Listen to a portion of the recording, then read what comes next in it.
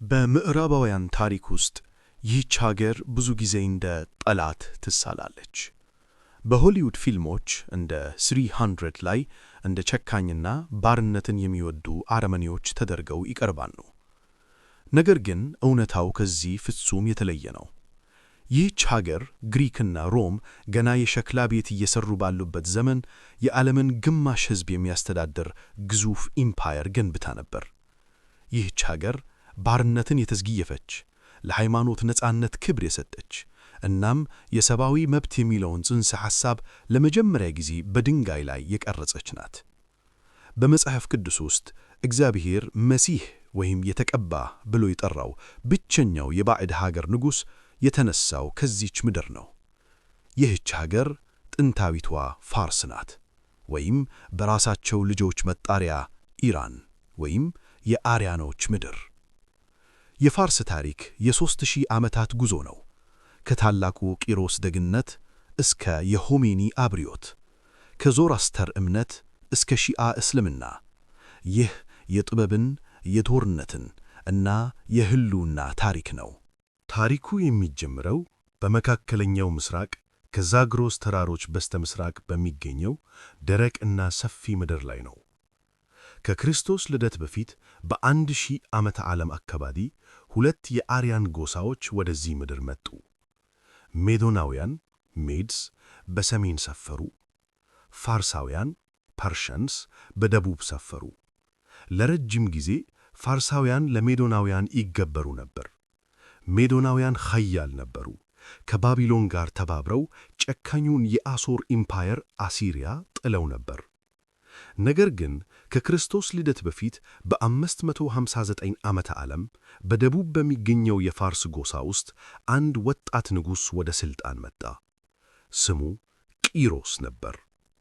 ታላቁ ቂሮስ፣ ሳይረስ ዘ ግሬት፣ የዓለም አባት።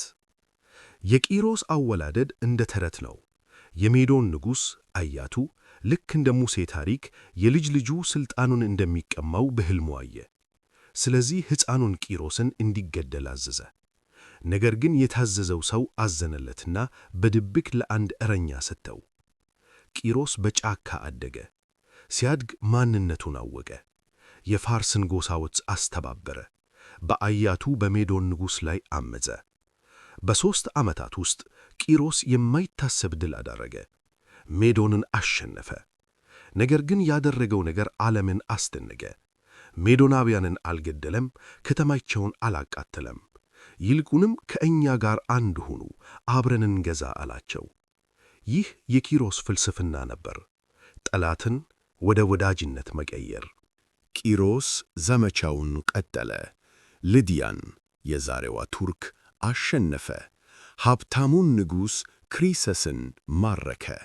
ከዚያም ዓይኑን ወደ ዓለም ትልቁ ሽልማት አዞረ፣ ባቢሎን። ባቢሎን የማይደፈር ከተማ ነበረች። ግንቦቿ ሰማይ ጠቀስ ነበሩ። ንጉሷ ናቦኒደስ ግን በሕዝቡ የተጠላ ነበር። ቂሮስ ሰራዊቱን ይዞ መጣ። ከተማዋን በኃይል ከመውጋት ይልቅ ብልሃት ተጠቀመ። ወደ ከተማዋ የሚገባውን የኤፍራጥስ ወንዝ አቅጣጫ አስቀየረው። ወንዙ ሲደርቅ ወታደሮቹ በወንዙ አልጋ በኩል እግራቸው ሳይረሰርስ ወደ ከተማዋ ገቡ። ባቢሎን ያለ አንድ ጥይት፣ ያለ ደም ወደቀች። ቂሮስ ወደ ባቢሎን ሲገባ እንደ ወራሪ ሳይሆን እንደ ነፃ አውጪ ነበር የገባው። እናም በታሪክ ውስጥ እጅግ ውብ የሆነውን አዋጅ አወጀ። በመጽሐፍ ቅዱስም በዝርዝር ተጽፏል። መጽሐፈ ዕዝራ፣ ማንም ሰው በሃይማኖቱ ምክንያት አይሰደድም፣ ሁሉም ወደ ሀገሩ መመለስ ይችላል። ለ70 ዓመታት በባቢሎን በምርኮ የነበሩት አይሁዶች ጆሮአቸውን ማመን አቃታቸው። ቂሮስ ወደ ኢየሩሳሌም ተመለሱ፣ ቤተ መቅደሳችሁን ሥሩ፣ ወርቃችሁንና ንብረታችሁን ይዛችሁ ሂዱ አላቸው። ለዚህ ነው አይሁዶች ቂሮስን የእግዚአብሔር የተቀባ መሲህ ብለው የጠሩት። ቂሮስ የቂሮስ ሲሊንደር ተብሎ በሚጠራው የሸክላ ድንጋይ ላይ ሕጎቹን አስጻፈ። ይህ ድንጋይ ዛሬ በብሪቲሽ ሚውዚየም ይገኛል። እናም የመጀመሪያው የሰብአዊ መብት ቻርተር ተብሎ ይጠራል። ቂሮስ በጦርነት ከሞተ በኋላ ልጁ ካምቢሲስ ግብፅን ወረረ፣ ግን አብዶ ሞተ። ሥልጣኑ ወደ አንድ ሩቅ ዘመድ ተላለፈ፣ ዳሪዮስ። ቂሮስ ኢምፓየሩን ፈጠረ፣ ዳሪዮስ ደግሞ አደራጀው። ዳሪዮስ የፋርስን ኢምፓየር ወደ ፍጽምና አደረሰው። ሳትራፕስ ግዛቱን በ10 ክፍሎች ሳትራፒ ከፈለ። ለእያንዳንዱ ክፍል አስተዳዳሪ ሳትራፕ ሾመ። ነገር ግን ንጉሡ እንዳይከዱት የንጉሡ ዐይኖችና ጆሮዎች የሚባሉ ሰላዮችን አብሮ ላከ። የንጉሣዊ መንገድ ከሱሳ ፋርስ እስከ ሰርዲስ ቱርክ የሚዘረጋ 2700 ኪሎ ሜትር ርዝመት ያለው አውራ ጎዳና ሠራ። በመንገዱ ላይ በየቦታው ፈረሶች ተዘጋጅተው ነበር። አንድ መልእክተኛ በ7 ቀናት ውስጥ ይህንን ርቀት ይጨርስ ነበር። ተራ ሰው 3 ወር ይፈጅበታል። ይህ የዓለም የመጀመሪያው ፈጣን ፖስታ ቤት ነው። የማይሞቱት 10,000 ምርጥ ወታደሮች ያሉት ልዩ ጦር አቋቋመ። የማይሞቱት የተባሉት አንዱ ሲሞት ወዲያውኑ በሌላ ስለሚተካ ቁጥራቸው መቼም ከ10,000 ስለማይጎድል ነው። ዳሪዮስ የፋርስን ክብር የሚያሳይ አዲስ ከተማ ለመገንባት ፈለገ። ፐርሴፖሊስ፣ የፋርሳውያን ከተማ። ይህች ከተማ የተገነባችው በባሮች ሳይሆን ደሞዝ በሚከፈላቸው ሠራተኞች ነበር። ግዙፍ አዳራሾች፣ ከመሬት 20 ሜትር የሚረዝሙ ምሰሶች እና ከወርቅ እና ከብር የተሠሩ ግድግዳዎች ነበሯት። ከኢትዮጵያ እስከ ህንድ፣ ከግሪክ እስከ ግብፅ ያሉ 23 ሀገራት መሪዎች በየዓመቱ ስጦታ ሊያቀርቡ ወደ ፐርሴፖሊስ ይመጡ ነበር። ይህች ከተማ የዓለም ማዕከል ነበረች። ነገር ግን የፋርስ ኢምፓየር አንድ ችግር ነበረበት። በምዕራብ በኩል ያሉ ትናንሽ እና አስቸጋሪ ከተሞች፣ ግሪኮች። ዳሪዮስ ግሪኮችን ለመቅጣት ላከ። በማራቶን ጦርነት ተሸነፈ። ልጁ ጠረክሲስ፣ በመጽሐፍ ቅዱስ አርጤክሲስ የተባለው አባቱን ለመበቀል ግዙፍ ጦር 2 ሚሊዮን ይባላል፣ ግን ምናልባት 200,000 ይሆናል፣ ይዞ ዘመተ። ጠረክሲስ አቴንስን አቃጠለ። በቴርሞፒሌ 300 ስፓርታውያን ድል አደረገ። ነገር ግን በሳላሚስ የባሕር ጦርነት ተሸነፈ። ፋርሳውያን ወደ ሀገራቸው ተመለሱ። ይህ ጦርነት የፋርስን ጦር አላጠፋውም፣ ነገር ግን የማይበገሩ ናቸው የሚለውን ስም አጠፋው። ከጠረክሲስ በኋላ የመጡት ንጉሶች ደካማ ነበሩ። በቤተ መንግሥት ሴራ፣ በመርዝ እና በግድያ ተጠመዱ። ኢምፓየሩ በውስጥ በሰበሰ።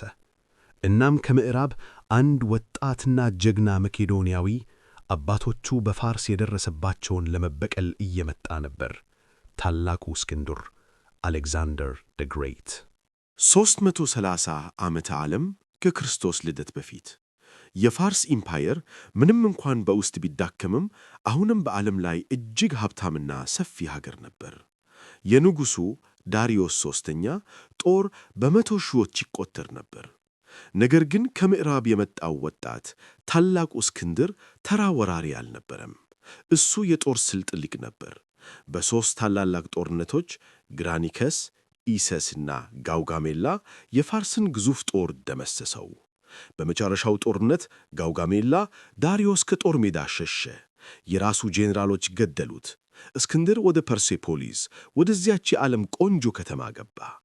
በዚያች ሌሊት እስክንድርና ጄኔራሎቹ በፋርስ ቤተ መንግሥት ውስጥ ሰከሩ። በአንድ ሴተኛ አዳሪ ታይስ አስተያየት አቴንስን ያቃተሉትን እንበቀል ብለው ችቦ አነሱ።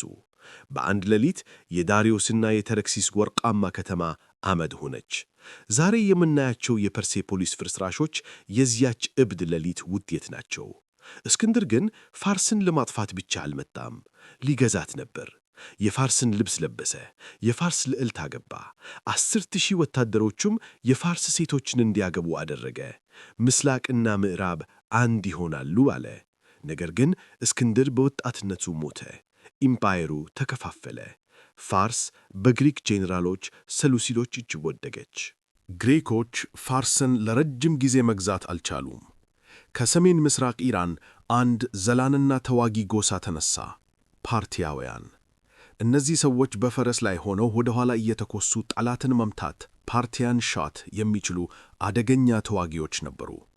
በ247 ዓመተ ዓለም ከክርስቶስ ልደት በፊት ፓርቲያውያን ግሪኮችን አባረሩ፣ የፋርስን ባህል መለሱ። በዚህ ጊዜ በምዕራብ በኩል አዲስ ልዕለ ኃያል ተፈጥሮ ነበር፣ ሮም።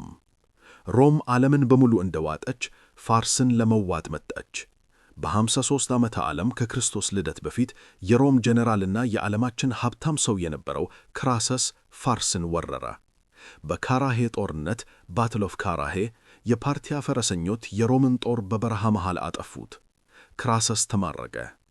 በአፈ ታሪክ መሠረት ፓርቲያውያን ለወርቅ ስግብግብ ስለነበር የፈለግከውን ወርቅ ጠጣ ብለው የሞቀ ወርቅ በአፉ ውስጥ አንቆረቁሮ ገደሉት። ይህ ለሮም ታላቅ ውርደት ነበር። ፓርቲያውያን ለ400 ዓመታት ከገዙ በኋላ በውስጥ ችግር ተዳክሞ በ224 ዓመተ ምህረት አንድ የፋርስ መኳንንት አርዳሺር የተባለው ሥልጣኑን ያዘ። አዲስ ሥርወ መንግሥት መሠረተ፣ ሳሳንያ። ሳሳንያውያን ከፓርቲያውያን ይልቅ ጠንካራ ነበሩ። እኛ የታላቁ ቂሮስና የዳሪዮስ ቀጥተኛ ወራሾች ነን አሉ። ሃይማኖት ዞራስተር የተባለውን ጥንታዊ እምነት የመንግሥት ሃይማኖት አደረጉ። ይህ እምነት አሁራ ማዝዳ የብርሃን አምላክና አህሪማን የጨለማ አምላክ በሚለው ትግል ያምናል። እሳት እንደ ንጽሕና ምልክት በቤተ መቅደስ ውስጥ አይጠፋም ነበር። ማኅበረሰብ ጥብቅ የሆነ የመደብ ሥርዓት ፈጠሩ። ሻህ፣ ንጉሥ፣ ካህናት፣ ተዋጊዎችና ገበሬዎች። ሳሳንያውያን ከሮም እና በኋላም ከባይዛንታይን ጋር ለ400 ዓመታት የማያቋርጥ ጦርነት አደረጉ። በ260 ዓመተ ምህረት የፋርስ ንጉሥ ሻፑር አንደኛ የሮምን ንጉሠ ነገሥት ቫሌሪያንን በጦርነት ማርኮ ወሰደው። ቫሌሪያን እስኪሞት ድረስ የሻፑር የፈረስ መውጣጫ ወይም መርገጫ ሆኖ አገልግሏል ይባላል። ከሞተም በኋላ ቆዳው ተገፎ በገለባ ተሞልቶ በፋርስ ቤተ መቅደስ ውስጥ ተሰቀለ። ፋርስ የሮም ቅዠት ነበረች።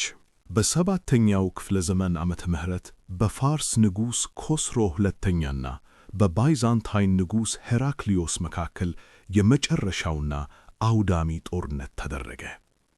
ይህንን በባይዛንታይን ቪዲዮ በሰፊው አይተናል። ፋርስ ኢየሩሳሌምን ይዛ እውነተኛውን መስቀል ወሰደች። ባይዛንታይን መልሳ ፋርስን ወረረች። ሁለቱም ኢምፓየሮች ደም ተፋሰሱ። ገንዘባቸው አለቀ፣ ሰራዊታቸው ደከመ። በዚህ የድካም ሰዓት በደቡብ በአረቢያ በረሃ ውስጥ ማንም ያልጠበቀው ማንም ያላሰበው አዲስ አውሎ ነፋስ እየተነሳ ነበር።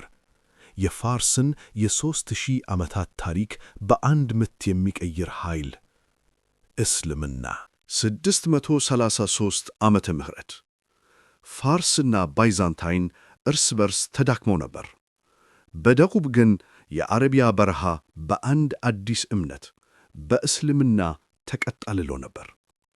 የራሺዱን ኸሊፋዎች ጦር በታላቁ ጄኔራል ኻሊድ ኢብን አልዋሊድ እየተመራ የፋርስን ድንበር ተሻገረ። ፋርሳውያን አረቦችን ንቀዋቸው ነበር። እነዚህ የበረሃ እረኞች እንዴት የታላቁን የፋርስን ጦር ያሸንፋሉ ብለው ነበር።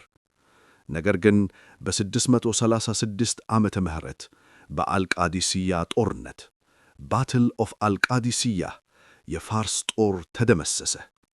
የሳሳንያ ዋና ከተማ ክቴሲፎን ወደቀች።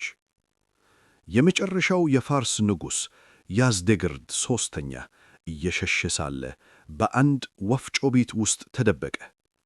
የወፍጮ ባለቤት ግን ንጉሥ መሆኑን ስላላወቀ ለወርቅ ሲል ገደለው። የፋርስ ኢምፓየር አከተመ። ፋርስ የእስልምና ግዛት ሆነች። ግን አንድ የሚገርም ነገር ተፈጠረ። አረቦች ፋርስን በጦርነት አሸነፉ፣ ግን በባህል አልቻሏቸውም። ፋርሳውያን እስልምናን ተቀበሉ፣ ግን ቋንቋቸውን ፋርሲ እና ባህላቸውን አልለቀቁም። እንዲያውም የአረብ ኸሊፋዎች በተለይ አባሲዶች የፋርስን አስተዳደር፣ ስነ ጽሑፍ እና ጥበብ ወሰዱ። እስልምና በአረብ ወረደ፣ በፋርስ አበበ ይባል ነበር። ለ900 ዓመታት ፋርስ በተለያዩ የውጭ ገዢዎች አረቦች፣ ቱርኮች፣ ሞንጎሊያውያን ጀንጊስ ካን አውድሞታል እጅ ነበረች። 1501 ዓመተ ምህረት ከአዘርባይጃን አካባቢ አንድ የ14 ዓመት ወጣት ተነሳ።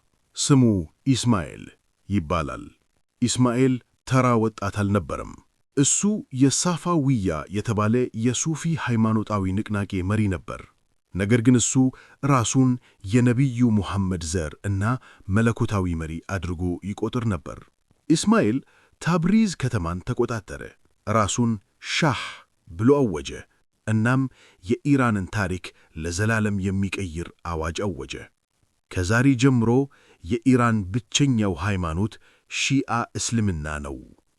እስከዚያ ጊዜ ድረስ ኢራን እንደ አብዛኛውን የሙስሊም ዓለም ሱኒ ነበረች። ሺዓዎች አናሳ ነበሩ። ኢስማኤል ግን ሱኒዎችን በኃይል በሰይፍ እና በስደት ወደ ሺዓነት ቀየራቸው። በኢራን ውስጥ አንድም ሱኒ እንዳይኖር አደርጋለሁ ብሎ ማለ። ይህ እርምጃ ኢራንን ልዩ አደረጋት።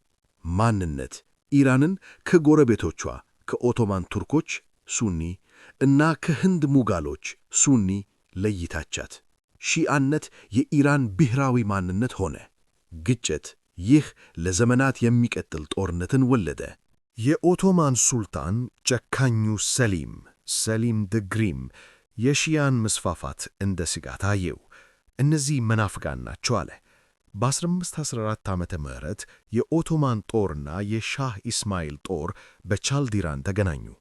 ኦቶማኖች ዘመናዊ መድፍ እና ጠመንጃ ነበራቸው። ፋርሳውያን ኪዚልባሽ ሰይፍና ቀስት ብቻ ነበራቸው። ጠመንጃን ፈሪዎች የሚጠቀሙት መሳሪያ ብለው ይንቁ ነበር። ውጤቱ እልቂት ነበር። የኦቶማን መድፎች የፋርስን ፈረሰኞች አረገፏቸው። ሻህ ኢስማኤል ቆስሎ ሸሸ። ከዚህ ሽንፈት በኋላ ኢስማኤል ዳግመኛ አልሳቀም ይባላል። በሐዘን ጠጥቶ ሞተ። ነገር ግን ዘሩ ቀጠለ። የሳፋቪድ ኢምፓየር አበበ። ኢስፋሃን የተባለችው አዲሷ ከተማ በዓለም ላይ እጅግ ውብ ከሆኑት አንዷ ሆነች። ኢስፋሃን የዓለም ግማሽ ናት። ኢስፋሃን ኢዝ ሃፍ ኦፍ ዘ ወርልድ ይባል ነበር። በ18ኛው ክፍለ ዘመን መጨረሻ ሳፋቪዶች ወደቁ። ቃዣር የተባለ ስርወ መንግሥት ሥልጣን ያዘ። ነገር ግን ዓለም ተቀይሮ ነበር። አውሮፓውያን ሩሲያና እንግሊዝ ኃያል ሆኖ ነበር። ሩሲያ ከሰሜን እየገፋች የፋርስን ግዛቶች ጆርጂያና አዘርባይጃን ወሰደች። እንግሊዝ ከህንድ በኩል እየመጣች ተጽዕኖ ፈጠረች። ፋርስ የሁለቱ ኃያላን የቼዝ ጨዋታ ዘ ግሬት ጌም መጫወቻ ሆነች። ነገሥታቱ ሻሆቹ ደካማና አባካኝ ነበሩ። ሀገሪቱን ለማዘመን ገንዘብ ሲያጡን መሬትና ንግድ መብቶችን ለውጭ ሀገራት ይሸጡ ነበር። በ1908 ዓመተ ምህረት አንድ ነገር ተገኘ፣ ዘይት። እንግሊዞች በኢራን ውስጥ ዘይት አገኙ። አንግሎ ፐርሺያን ኦይል ካምፓኒ ተቋቋመ። የኢራን ሀብት ወደ እንግሊዝ መፍሰስ ጀመረ። ሕዝቡ ተራበ። ንጉሡ ግን በአውሮፓ ይዝናና ነበር። ሕዝቡ ተቆጣ፣ ለውጥ ፈለገ። እናም አንድ ወታደር ሬዛ ካን ይህንን ለውጥ በኃይል ሊያመታ ተዘጋጀ። 1921 ዓመተ ምህረት ፋርስ በብጥብጥና በድህነት ውስጥ ነበረች። የቃጃር ንጉሥ በአውሮፓ እየተዘናና ነበር። በዚህ ወቅት ሬዛ ካን የተባለ አንድ ኮሳክ መኮንን ጦሩን ይዞ ቴህራንን ተቆጣጠረ። መፈንቅለ መንግሥት። ሬዛ ካን ልክ እንደ ቱርኩ መሪ አታቱርክ ሀገሩን ለማዘመን ቆርጦ ነበር። በ1925 ዓመተ ምህረት ራሱን ሻህ ንጉሥ አድርጎ አወጀ። አዲስ ስርወ መንግሥት መሠረተ፣ ፓህላዊ። ሬዛ ሻህ የሀገሪቱን ስም ከፋርስ ወደ ኢራን ቀየረ። የባቡር ሐዲድ ዘረጋ። ሴቶች ቻዶር ቡርቃ እንዳይለብሱ አዘዘ። ትምህርት ቤቶችን ከፈተ። ነገር ግን በሁለተኛው የዓለም ጦርነት ወቅት ከሂትለር ጋር ወገነ ተብሎ ተጠርጥሮ በእንግሊዝና በሩሲያ ተገዶ ከሥልጣን ወረደ። ልጁ ሙሐመድ ሬዛ ፓህላዊ ዙፋኑን ተረከበ። ወጣቱ ሻህ ደካማ ነበር። እውነተኛው ኃይል በፓርላማው እጅ ነበር። በ1925 ዓመተ ምህረት የኢራን ሕዝብ ሙሐመድ ሞሳዴቅ የተባለውን የነጻነት ታጋይ ጠቅላይ ሚኒስትር አድርጎ መረጠ። ሞሳዴቅ አንድ ታሪካዊ እርምጃ ወሰደ። የኢራን ዘይት የኢራን ሕዝብ ነው። እንግሊዞች እየዘረፉን ነው። ስለዚህ የዛይት ኩባንያውን አንግሎ ፐርሺያን ኦይል ኮምፓኒ ወደ ሕዝብ ንብረትነት እናዞራለን። ናሽናላይዜሽን። እንግሊዝ አበደች። ይህ ስርቆት ነው አለች። አሜሪካን እርዳታ ጠየቀች። ሞሳዴቅ ኮሚኒስት ነው ብላ ዋሸች። የአሜሪካው ሲአይኤ እና የእንግሊዙ MI6 አንድ ምስጢራዊ ዘመቻ አቀዱ፣ ኦፕሬሽን አጃክስ። በነሐሴ 1925 ዓመተ ምህረት ሲአይኤ በቴህራን ጎዳናዎች ላይ ወንበዴዎችን ቀጥሮ ሕይወት አስነሳ። የሻሁ ታማኝ ወታደሮች ቤተ መንግሥቱን ከበቡ። ሞሳዴቅ ተያዘ። በዴሞክራሲ የተመረጠው መሪ ተወገደ። ሻህ ንጉሡ ፍጹም ሥልጣን ይዞ ተመለሰ። ይህ ክስተት የኢራን ሕዝብ በአሜሪካ ላይ ያለውን እምነት ለዘላለም አጠፋው። ሻህ አሜሪካን ወዳጅ አደረገ። በዘይት ዶላር ታጠበ። ኢራንን የመካከለኛው ምስራቅ አሜሪካ ለማድረግ ሞከረ። ነጩ አብዮት ዋይት ሬቮሉሽን በሚል መሬት አከፋፈለ። የሴቶች መብት አከበረ። የአሜሪካ የጦር መሳሪያ F-14 ቶምካት ገዛ።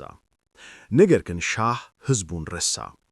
በሳቫክ የተባለ ጨካኝ ምስጢራዊ ፖለቲካ ተጠቅሞ ተቃዋሚዎችን አሰቃየ። እስር ቤቶች ሞሉ። በ1901 ዓመተ ምህረት የፋርስን 2005ኛ ዓመት ለማክበር በረሃ ላይ ባዘጋጀው ግዙፍ ድግስ በሚሊዮን የሚቆጠር ዶላር አባከነ። ሕዝቡ ግን ድሃ ነበር። ሻህ የአሜሪካ አሻንጉሊት ነው የሚለው ጥላቻ በረታ። በዚህ ወቅት አንድ አረጋዊ የሃይማኖት አባት ከስደት ከፓሪስ ሆነው በካሴት መልእክት ይልኩ ነበር። አያቶላህ ሩሆላህ ኮሜኒ። ሻህ ከሃዲ ነው፣ እስልምናን አዋርዷል፣ አሜሪካ ታላቁ ሰይጣን ናት እያሉ ሰበኩ። በ1978 ዓመተ ምህረት ዓመቱ ፈነዳ። በሚሊዮኖች የሚቆጠሩ ኢራናውያን ኮሚኒስቶች፣ እስላሞች፣ ተማሪዎች ሞት ለሻህ እያሉ ወደ ጎዳና ወጡ። ወታደሩ ተኩሶ ሊመልሳቸው አልቻለም። ሻህ ታመመ፣ ካንሰር ነበረበት። የአሜሪካ ፕሬዚዳንት ካርተር ድጋፉን ናፈገው። ጥር 16 1979 ዓመተ ምህረት ሻህ ቴህራን ኤርፖርት ላይ አይኑ እንባ ሞልቶ አውሮፕላኑን ይዞ ከሀገር ሸሸ። ዳግም አልተመለሰም። ከሁለት ሳምንት በኋላ የካቲት 1 ኮሜኒ ልክ እንደ መሲህ ከፓሪስ ተመለሰ። ሚሊዮኖች ተቀበሉት። ኢራን ተቀየረች። ከንጉሣዊ አገዛዝ ወደ የኢራን እስላማዊ ሪፐብሊክ። ዘመናዊነት ተሻረ። ሻሪያ ሕግ ሆነ። ሴቶች እንደገና ሂጃብ እንዲለብሱ ተገደዱ። አብዮቱ እንደተሳካ ተማሪዎች በቴሄራን የሚገኘውን የአሜሪካ ኤምባሲ ወረሩ። 52 አሜሪካውያንን ለ444 ቀናት አገቱ። ይህ በአሜሪካና በኢራን መካከል ያለውን ግንኙነት ለዘላለም ቆረጠው። በዚህ የትርምስ ሰዓት ጎረቤት ኢራቅ በሳዳም ሁሴን የምትመራ ኢራን ደክማለች ብላ ወረረች። የኢራን ኢራቅ ጦርነት 1980 እስከ 1988 የ20ኛው ክፍለ ዘመን ረጅሙ ጦርነት። 1 ሚሊዮን ሰዎች ሞቱ። ሳዳም የኬሚካል መሳሪያ ተጠቀመ። ኾሜኒ ግን ሕፃናትን ሳይቀር የገነት ቁልፍ አንገታቸው ላይ አስረው በማይን እንዲሄዱ አደረገ። ኢራን አልተሸነፈችም። አብዮቱ በደም ተጠመቀ። ዛሬ ኢራን በመካከለኛው ምስራቅ ልዕለ ኃያል ናት። በሊባኖስ ሂዝቦላህ፣ በየመን ሁቲ፣ በኢራቅ እና በሱሪያ እጇ አለ። የኒውክሌር ኃይል ለማግኘት ትጥራለች። ከአሜሪካ እና ከእስራኤል ጋር በቀዝቃዛ ጦርነት ውስጥ ናት። ነገር ግን በውስጥ ወጣቱ ትውልድ ለውጥ ይፈልጋል። በ2022 ማህሳ አሚኒ የተባለች ወጣት በሃይማኖት ፖሊስ ከተገደለች በኋላ ሴቶች ሴት፣ ሕይወት፣ ነፃነት እያሉ አደባባይ ወጡ። አብዮቱ አሁንም በሕዝቡ ልብ ውስጥ አለ። የፋርስ ታሪክ አላበቀም።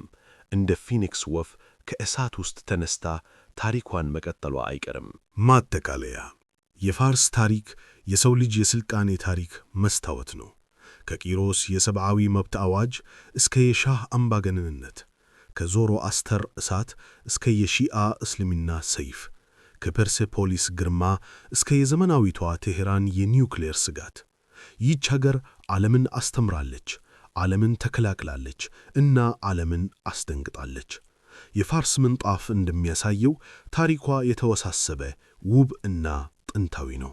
የኢራን ዕጣ ፈንታ የመካከለኛው ምስራቅ ብቻ ሳይሆን የመላው ዓለም ዕጣ ፈንታ ነው።